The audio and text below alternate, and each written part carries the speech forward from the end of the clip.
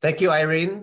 Pada bulan ini kita merayakan 2,5 tahun semenjak cekfakta.com didirikan di Indonesia. Hari ini bersama saya ada perwakilan dari 3 organisasi pendiri Cekfakta, yaitu Mafindo, AMSI, dan AJI.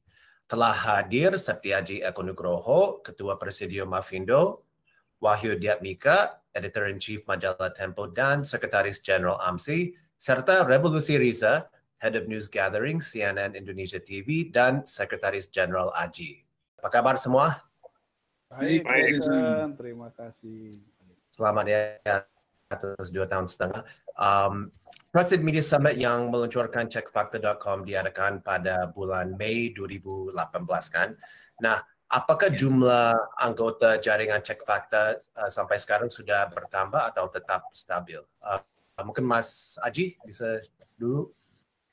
Ya, Mei 2018 itu kita mulai dengan 21 anggota dan hari ini kita bertambah 24 anggota saat ini. Oke, dan semenjak itu launchingnya Mei 2018, bagaimana pendekatan Anda terhadap Cekfakta berkembang sejak saat itu? Ada teknik baru? Bisa dijelaskan mengenai prosesnya? Ya, jadi kolaborasi kita di Cekfakta ini saya rasa meningkatkan, pertama adalah kolaborasi antara newsroom dan juga kami ya sebagai organisasi non-media. Jadi kalau sebelumnya mungkin teman-teman media mengerjakan artikel di bank di newsroomnya masing-masing. Nah di Cekfakta ini kita sering sekali berkolaborasi. Jadi ketika misalnya ada suatu isu yang butuh untuk kita respons secara cepat, itu kita lempar ke dalam grup diskusi dan nanti kita biasanya akan segera dapat tanggapan dari salah satu anggota. Oh saya punya jejaring di sini nih, saya akan bantu untuk dapat klarifikasi. Dan ini sangat krusial karena artikel periksa fakta itu selain membutuhkan akurasi yang tinggi, itu juga kecepatan respons ya yang kuat. Kemudian yang kedua juga semakin ke sini karena tools juga banyak berkembang, ada juga yang obsolete. Nah kita dalam grup Cekfakta ini juga saling belajar bagaimana memanfaatkan tools untuk memaksimalkan produktivitas, untuk bagaimana memudahkan kita mendibang berbagai konten ya, yang saat ini semakin banyak konten foto dan juga konten-konten video yang digunakan sebagai bahan misinformasi. Contohnya apa ya, Aji? Misalnya tools-tools yang Anda menggunakan? Ya, kalau awal-awal sih kita kan belajar menggunakan tools untuk reverse search image ya, menggunakan Google misalnya, kemudian menggunakan Google Street View gitu ya untuk verifikasi lokasi. Semakin ke sini kita juga dibantu oleh teman-teman yang bekerja sama ya dengan Google News Lab seperti Owen Sweeney yang dia itu memiliki apa ya pengetahuan yang cukup masif gitu ya terkait dengan tools-tools yang bisa kita gunakan misalnya untuk tracking perubahan konten dari sebuah website gitu ya, kemudian juga bagaimana kita bisa lebih teliti dalam melakukan verifikasi akun-akun di media sosial gitu. Dan ini toolsnya kan cukup banyak dan variasinya. Nah kita di sini kita bisa sambil tular getok tular gitu ya untuk bisa mencari tahu tools apa yang terbaik ya ketika mendapatkan suatu kasus. Oke, thanks Haji. Bikomang, Anda sebagai pemerannya di Majalah Tempo dan Sekretaris Jenderal AMSI, saya ingin menanyakan suatu hal tentang kolaborasi.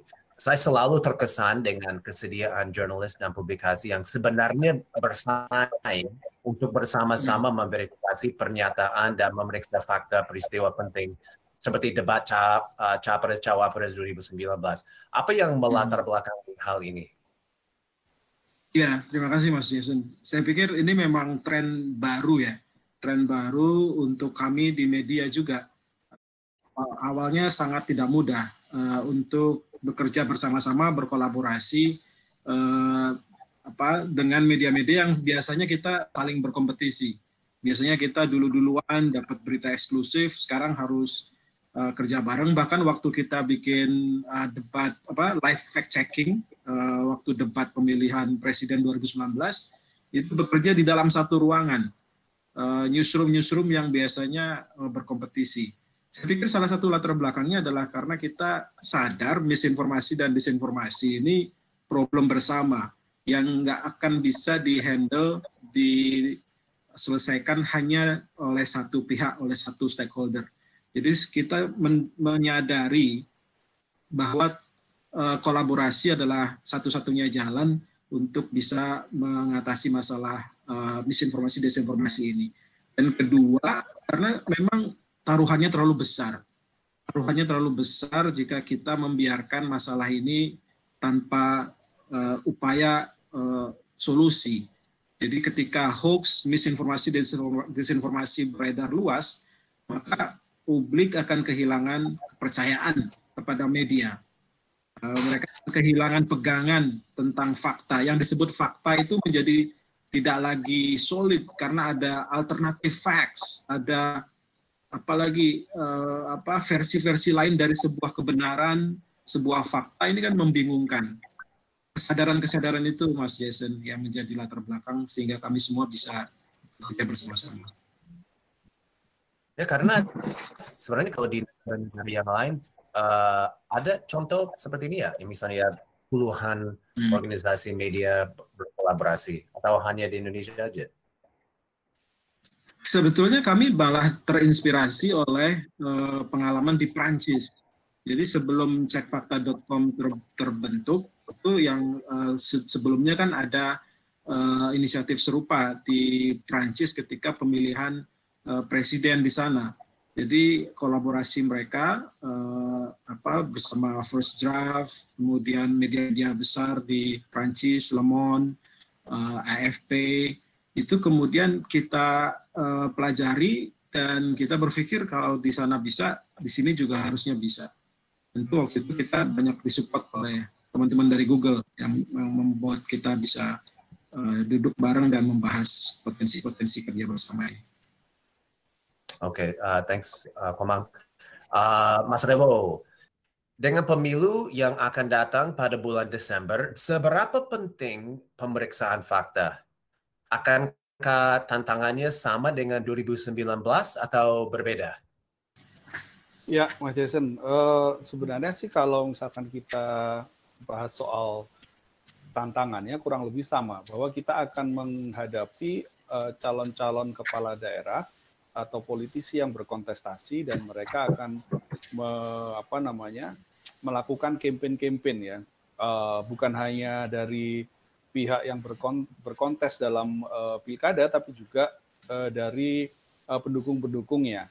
Nah, biasanya dalam masa-masa seperti itu, propaganda itu banyak membanjiri kita semua nih, membanjiri baik itu di media sosial maupun di jaringan-jaringan percakapan ya, seperti mungkin WhatsApp dan sebagainya seperti itu.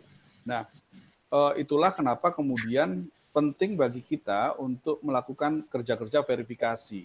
Hanya saja memang kalau dalam konteks pilkada, ini kan kita akan menggelar pemilihan kepala daerah di 270 kabupaten kota ya dan provinsi gitu. Ada 270 lokasi dan itu biasanya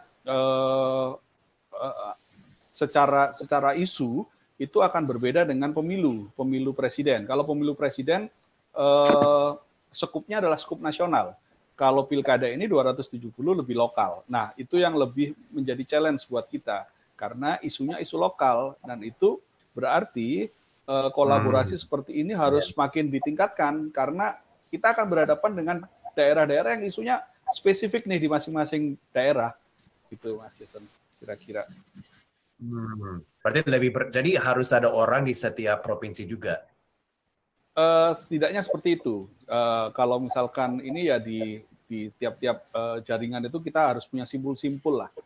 Simpul-simpul. Kalau misalkan tidak Papua nih, siapa simpul kita? Seperti itu. Karena belum tentu orang-orang di Jakarta itu tahu isu lokal di Papua berikut dengan ini ya kan, dengan calon-calonnya gitu.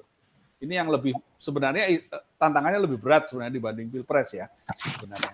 Tapi kurang lebih sama. Kita akan menghadapi mis dan disinformasi dari para lebih banyak sebenarnya dari para ini ya pendukung-pendukung bawah tanahnya itulah gitu. Gimana Mas Haji, setuju nggak ini akan lebih berat pilkada ini? Ya, kalau tentu lebih berat ya karena latar belakang konteks yang sangat beragam, daerah-daerah memiliki polarisasi yang berbeda-beda, kemudian juga isu-isu rasial, isu-isu agama itu juga berbeda-beda. Jadi seperti yang disampaikan oleh Mas Riza, kita memang butuh untuk membuat jejaring yang kuat ya hingga ke level daerah, memperkuat kemampuan periksa fakta teman-teman yang ada di daerah. Kemudian juga kita perlu untuk memastikan ketika misalnya ada isu-isu yang berpotensi meresahkan masyarakat, itu bisa kita lawan secara kolaborasi. Dan Mas Adi, apakah itu sama hal yang sama dengan pandemi COVID ini? Apakah ada tantangan yang serupa dengan COVID ini kalau dari segi misinformasi? Dan apa saja yang Anda dan Mavindo pelajari selama COVID? Ya, terkait dengan pandemi COVID-19 ini, misinformasi yang lebih akrab dikenal sebagai infodemi ini memang menjadi momok yang luar biasa dahsyat ya. Jadi salah satu penelitian yang dilakukan dari beberapa negara, itu Indonesia ditempatkan nomor 5 di dunia untuk jumlah rumor, stigma, dan teori konspirasi. Dan ini dampaknya sudah sangat-sangat mengganggu sekali. Contohnya banyak masyarakat yang saat ini sangat percaya kalau namanya rumah sakit, para dokter, perawat, itu adalah bagian dari mereka-mereka yang membisniskan COVID-19 ini. Demikian juga berbagai terapi, obat, kemudian pencegahan yang sebenarnya tidak terbukti, itu juga saat ini populer di tengah masyarakat Indonesia yang sebagian itu masih sering percaya dengan testimony based medicine. Nah, ini juga menjadi tantangan besar kita. Ditambah juga saat ini mulai muncul rumor dan juga misinformasi terkait vaksin COVID-19 yang juga berpotensi mengancam keberhasilan ya program vaksinasi COVID-19 di Indonesia. Jadi ini adalah isu yang sangat-sangat serius, bahkan mungkin dampaknya itu lebih besar ya dibanding mungkin isu-isu misinformasi ketika pemilu 2019. Gimana Likomang, itu sama di Tempo, maksudnya Anda melihat misinformasi dan disinformasi seputar COVID-nya? Iya. Yang mirip? Saya pikir memang kita perlu punya strategi yang agak berbeda menghadapi misinformasi seputar pandemi ini. Terutama karena memang basis fakta yang menjadi rujukan kita ini terus berubah karena virusnya sendiri adalah virus yang baru dan scientific evidence-nya juga masih terus dikumpulkan sembari kita mengatasi pandemi ini. Jadi itu yang membuat pandemi ini jadi lebih subur untuk misinformasi disinformasi karena memang basis faktanya masih terus bergeser. Misalnya saya kasih contoh yang soal airborne, virus ini bisa airborne. Semula tidak ada informasi itu, WHO bilang tidak. Sehingga ketika ada info tentang itu, kita bilang itu misinformasi. Tapi belakangan ternyata bisa airborne di dalam gedung dengan sirkulasi tertentu. Itu membuat kita bergeser. Demikian juga dengan masker. Nah, penting sekali ada kesadaran literasi, kemampuan publik untuk mencerna informasi dengan cerdas.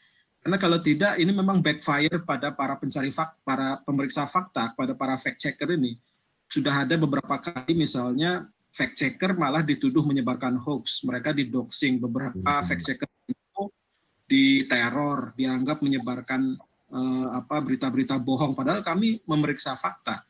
Dan tantangannya jadi berlapis-lapis, Mas Jason. Ya, itu dialami di CNN juga, Mas Revo? Ya ini kan memang virusnya virus baru ya Mas Jason ya. Jadi kita memang harus terus mengupdate informasi gitu. Nah, yang dikatakan Blikomang tadi betul banget bahwa mau tidak mau memang kita harus terus mengupdate informasinya gitu. Karena tadi misalnya masker dulu kan awal-awal hanya dikatakan bahwa yang menggunakan masker ini hanya yang mereka yang sakit gitu kan. Yang sakit, yang sehat tidak perlu pakai masker. Tapi kemudian kita semua dihimbau menggunakan masker. Belakangan kemudian juga mulai ada penelitian bahwa efektivitas masker, masker yang kita pakai sebaiknya masker yang seperti apa, seperti itu. Itu kan informasi yang berubah dan itu tidak bisa disalahkan karena memang ini hal baru buat kita semua. Penyakit ini kita bahkan kalau misalkan dari kalangan jurnalis juga tidak punya referensi yang spesifik bagaimana kita bekerja dalam meliput isu-isu ini kan. Jadi ini yang juga membuat Aji dan beberapa rekan-rekan organisasi lain, termasuk AMSI dan juga organisasi profesi yang lain, kita selalu mengupdate soal protokol kesehatan, keselamatan dan kesehatannya misalnya seperti itu. Dan yang harus dicatat bahwa selama masa pandemi ini banyak orang yang akhirnya lebih banyak berdiam diri di rumah kan. Ada konsumsi informasi yang meningkat lah dibalik sebelum masa pandemi. Pembaca online meningkat, pemirsa TV meningkat, pendengar radio atau podcast itu meningkat, publik juga dibanjiri oleh informasi-informasi gitu. Tidak hanya dari media arus utama, tapi juga dari konsumsi informasi dari media sosial dan media-media layanan percakapan gitu ya. Dan ini yang membuat kita menghadapi semacam tsunami informasi lah kira-kira itu dalam masa-masa awal dan sampai sekarang gitu ya. Dan beberapa di antaranya kan termasuk juga yang tadi disampaikan oleh Mas Septiaji gitu bahwa ada yang mis dan disinformasi di dalamnya dan itu butuh kerja-kerja kolaboratif di antara kita untuk debunking hoax tersebut gitu. Itu Mas Jason kira-kira ya. Blikoman kembali lagi ke soal protokol kesehatan. Tolong ceritakan tentang program baru yang sedang dikembangkan untuk fokus pada kesejahteraan mental wartawan. Untuk menghadapi infodemik ini, banjir informasi keliru seputar COVID-19, teman-teman jaringan JNI memang sudah membuat modul baru untuk training pemeriksa fakta. Ya, karena sebelumnya kan training itu dilakukan secara offline, tatap muka, sekarang harus online, jadi harus ada modifikasi-modifikasi untuk beberapa modul, dan penyampaiannya juga bagaimana caranya untuk bisa tetap efektif. Itu baru saja diselesaikan oleh teman-teman fact-checker, Mas Aji, Mas Septiaji juga terlibat sangat aktif di situ. Nah, untuk kesehatan mental ini memang salah satu concern juga untuk para pemeriksa fakta, terutama karena mereka kan terpapar terus-menerus nih 24/7 dengan informasi-informasi hoax, kadang keterlaluan ya sifatnya, dan itu pada titik tertentu akan menimbulkan kelelahan dan menimbulkan problem-problem mental. Dan ini ada beberapa modul yang sedang dikembangkan, juga beberapa counseling. Kita berusaha membukakan akses teman-teman cek fakta untuk selalu mendapatkan pendampingan kesehatan mental.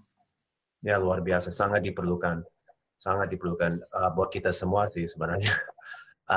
Mas Adi, bagaimana jaringan pengecekan fakta JNI bekerja sama dengan akademisi, jurnalis, dan mahasiswa, dan di mana Anda melihat dampak yang paling besar? Ya, kita sebenarnya, Jason, kita patut bersyukur dan berbangga karena ekosistem periksa fakta di Indonesia ini terus tumbuh, dan kalangan akademisi, mahasiswa itu juga semakin kolaborasi ya dengan jejaring kawan-kawan jurnalis.